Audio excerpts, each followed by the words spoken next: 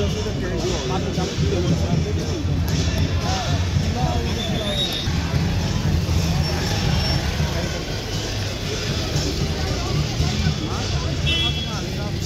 चाहिँ पुरै जामको अवस्था छ हैन। नत्र यो बाटो यस्तै हिँड्न कहाँ पाउँथ्यो र हैन।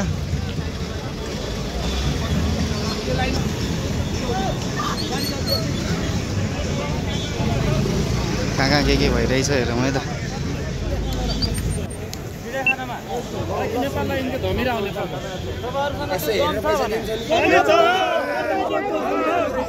जनता उर्तिसकेको छ।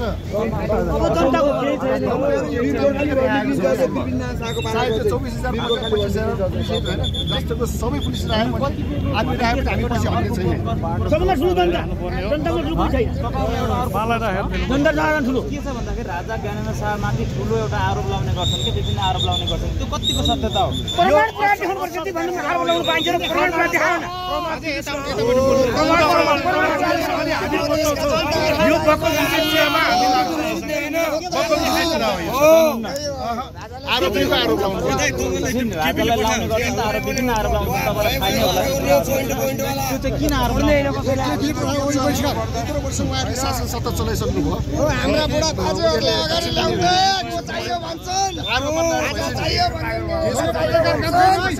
भन्नु पर्यो। बुढा बाजेहरूले अगाडि ल्याउँदै उहाँहरूले यदि सक्नुहुन्छ भने को चाहियो भन्छन् थाहा हुन्छ अहिले कहिले आरोप लाग्यो जेलमा राख्दै हुनु प्रमाण गरेर प्लास्टिक जेलमा हुन्थे के जेलमा हुन्थे कस्तो शासन चाहिएको नेपालीको राज्य चलाउनलाई त एउटा अलि भरिपूर्ण तरिकाको एउटा तपाईँको चाहिँ एउटा चाहिन्छ नि त एउटा तपाईँको चाहिँ संरचना चाहिन्छ। त्यो कस्तो संरचना तपाईँले खोजिराख्नु भएको छ? संरचना भनेको हामीले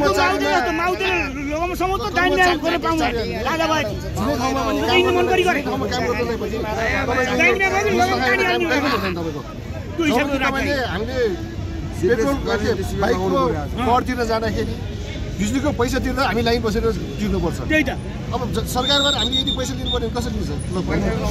सकिन्छ जब कि हामीले तिर्नुपर्ने पैसा नै हामीले लाइन बसेर तिर्नुपर्छ।